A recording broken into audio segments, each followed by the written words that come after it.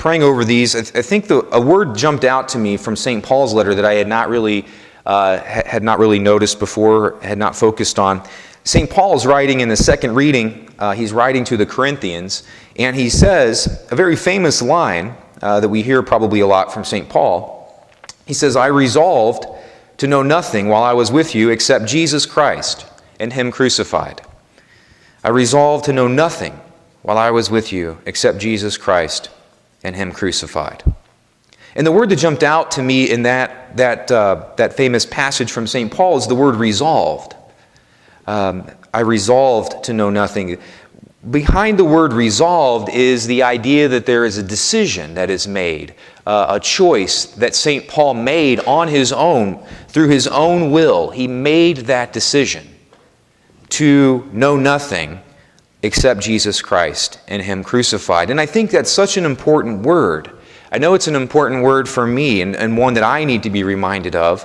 And I think certainly our larger culture, even among Christians and Catholics, that word resolve is an important one. And I think it's important because it's so easy for us in our faith to sit back and wait for Jesus to do something for me. It's so easy to sit back, I think, and wait. I will commit to Christ. I will live a radical life of sainthood. I will try to imitate the saints and to fall in love with Jesus as soon as fill in the blank.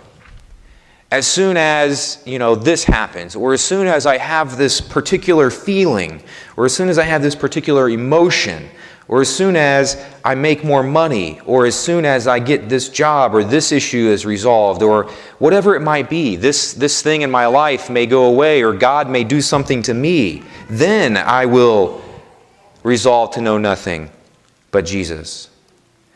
But the word resolve, St. Paul, I think, is painting and showing us the way to what it means to authentically follow Jesus. We have to make the choice. We have to make the choice. God gave us free will, and so it is up to us to make the decision. To make the decision.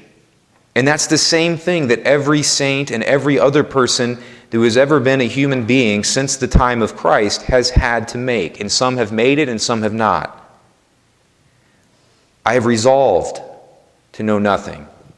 I made the choice to know nothing while I was with you except Jesus Christ. The question for us, have we made that resolution? Have we chosen that? Or are we waiting for something to happen before we do?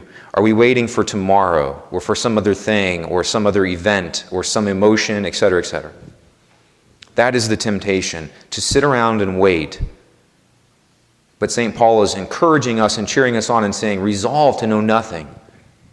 Now, how do we do that? What do? Do we just stand up and, do we just say, I make this decision?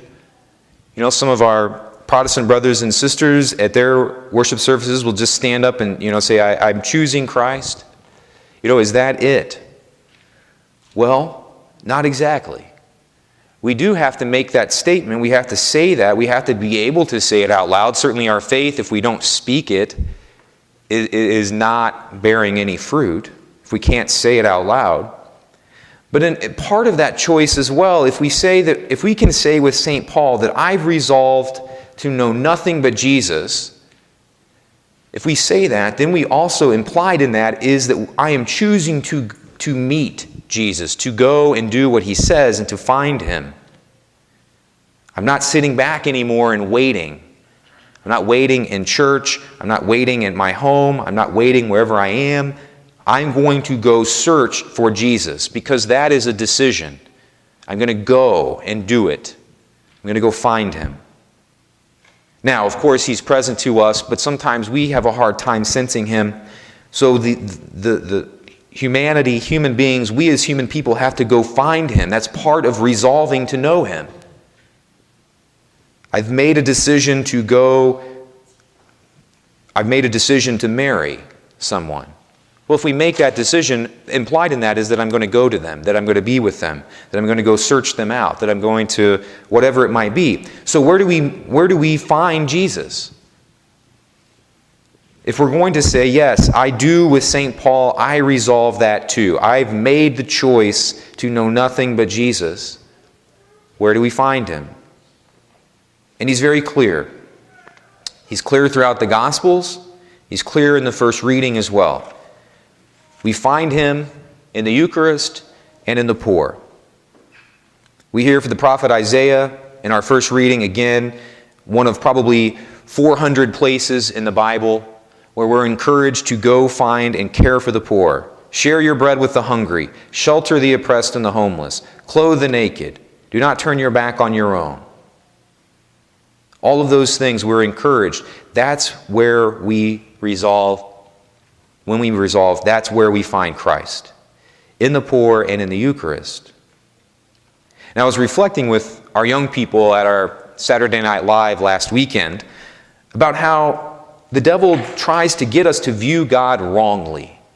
Because we won't ever hate God when we really understand who God is. And so the trick is, he tries to get us to have false images of God so that we will hate those false images and not then resolve to know him.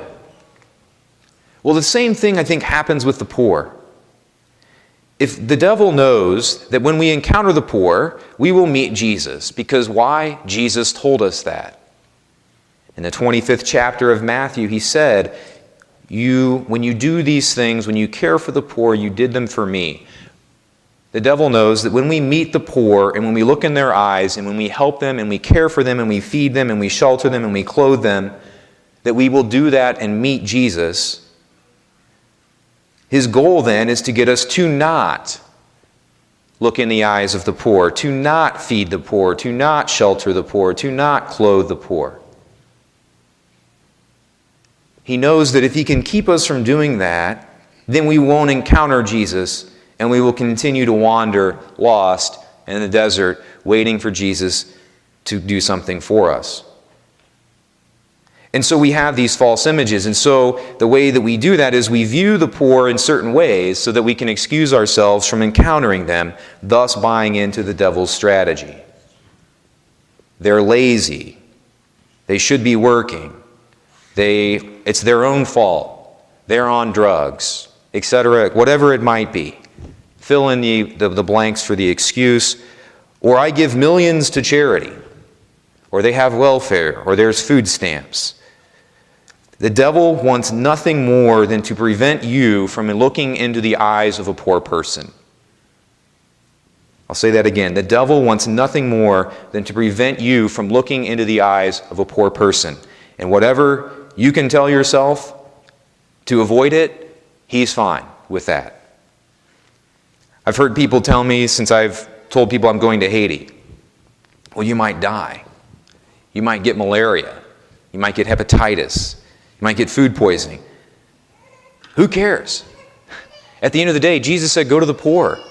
So if we die doing that, then what's it matter? Well, if you go to a trailer here in Clay County, they might have meth, or it might be a sketchy situation. Who cares? You might get kidnapped. You might be killed. What's that matter at the end of the day? Jesus said, if you want to find me, I'm in the poor, so come to me, and it will change your life. We allow ourselves to be kept from the poor, from going and looking into their eyes. What is your excuse? What is it that you use? Because I'm there too. I do it all the time. I'm busy. I don't have time, etc., etc. What's your excuse?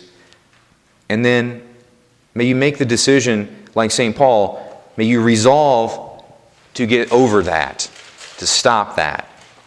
May you resolve that. I remember one time, one of my favorite, my dad used to get, and probably still does, a Backpacker magazine. This big, go out and go hiking and climb mountains and stuff. And I still do that when I can. And there was this one ad that I've always remembered, and it went through all of these things, and I may have shared this before, I'm not sure, but it said, you may go on a hike and get bit by a snake and die. Or you may go rock climbing and the rope might break and you might fall and you might die.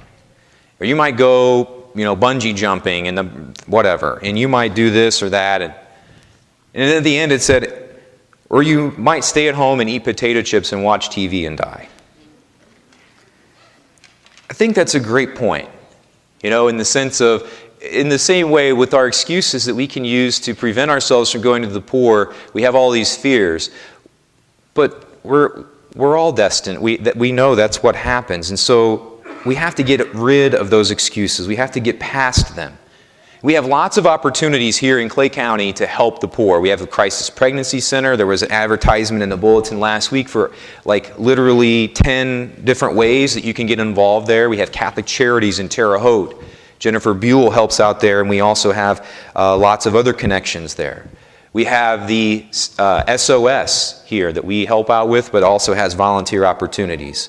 We have the Lady Knights who reach out to the poor. We have the Knights of Columbus who reach out to the poor and who run that food bank every few months out at the bingo hall and help out with that. We have our St. Vincent de Paul Society, which goes out and meets people in their homes and brings them the things that they need and reaches out to them as well.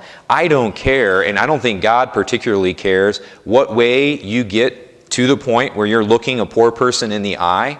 The important thing is that you do that. No matter if you give $4 trillion to charity, you're Bill Gates or whoever you are, if you're not looking in the eyes of a poor person, you're not meeting Jesus. He told us in the Gospels, I'm in the poor and I'm in the Eucharist. May we resolve to meet him precisely where he said we would find him.